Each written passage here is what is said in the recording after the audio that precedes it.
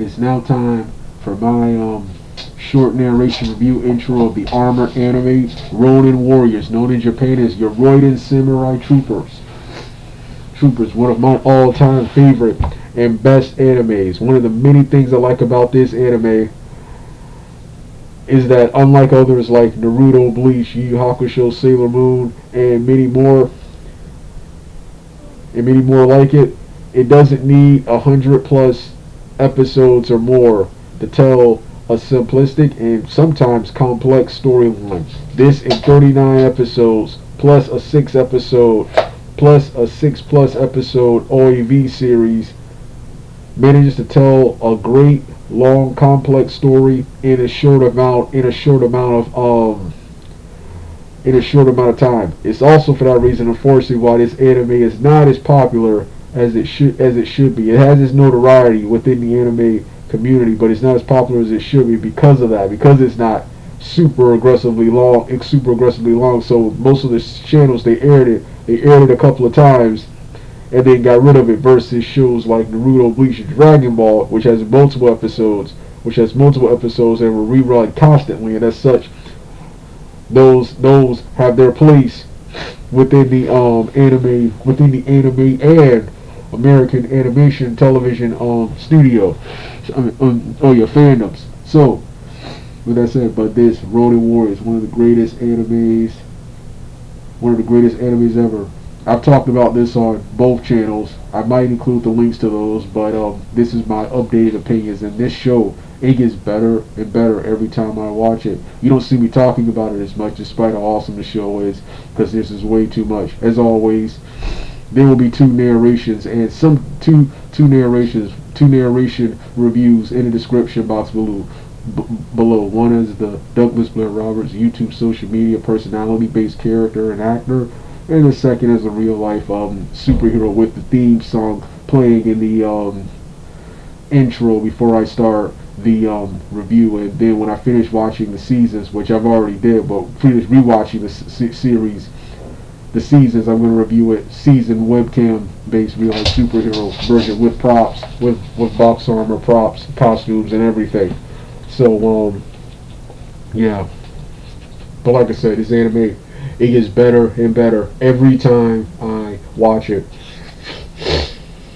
And I don't talk about it as much because it's just way too complex and way too much to talk about, despite how short it is. It starts off simple, but then around episode 13, the plot gets deeper and deeper,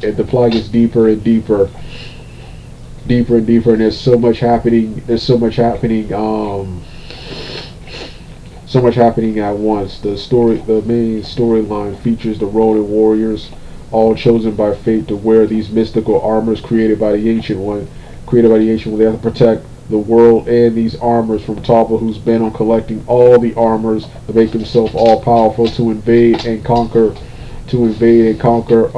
Earth Realm. And yes, I said Earth Realm because when I watch this anime, I see lots of influences or things that would later be present in the Mortal Kombat franchise, and I wonder did the people behind the Mortal Kombat franchise watch this anime right here.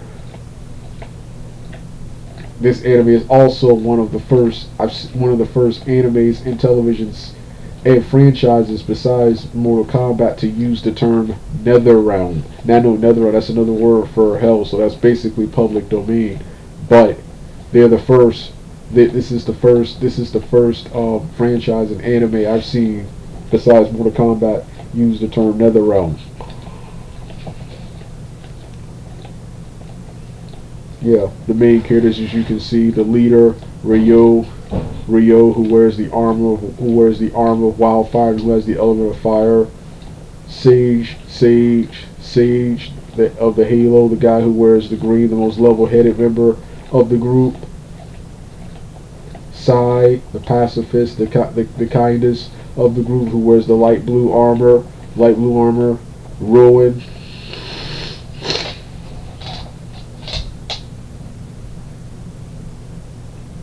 Ronin, his personality, I guess I would say the wise guy of the group, Ronin.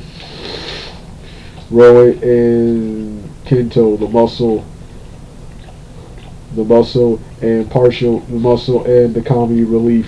The muscle and comedy relief group. He's the stereotypical big guy who's always comically thinking about food. When they unite their armors together, they form the Inferno. They form the Inferno, a gray and black armor, the Inferno armor worn by Ryo, worn by Ryo. The armors were created, and speaking of Mortal Kombat references, the characters are guided. The characters are guided by a mysterious being called the Ancient One, who looks just like a prototype of Raiden from the Mortal Kombat franchise.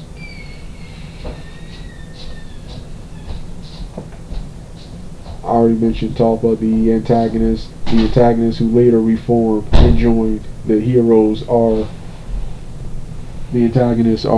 What were their names? Oh yeah, Anubis and the Warlords. Anubis,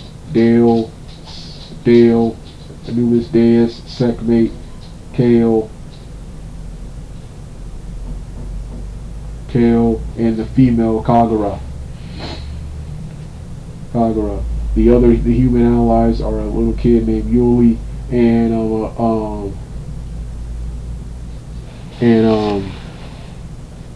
what was her name? I know it. I'm just looking to make sure I type right.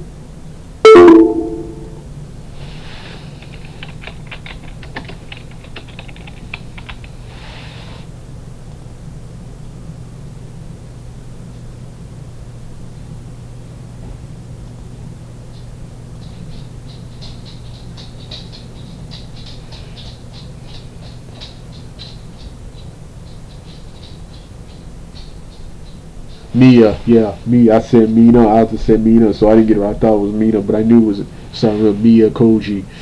Mia Koji, who has the information on the armors and stuff. They use,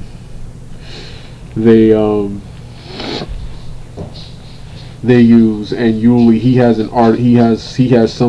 some kind of necklace that comes, some kind of necklace with an artifact with some kind of particle attached to it, which becomes magical particle attached to it, which becomes in handy in the final episode 39, final episode of the Witch-Calls. After episode 39, they have the short-lived Ronin Warriors Gaiden series, the OAV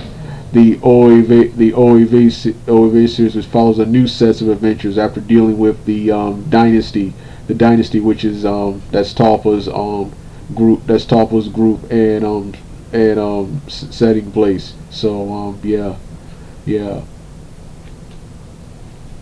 So yeah, the links to watch part 1 and 2 will be in the description box below. Alright, I'm finished for now. Next will be the other two armored animes, Shirato Legend of the Heavenly Spear and Wild Knights Go Kiva. Alright, I'm finished for now.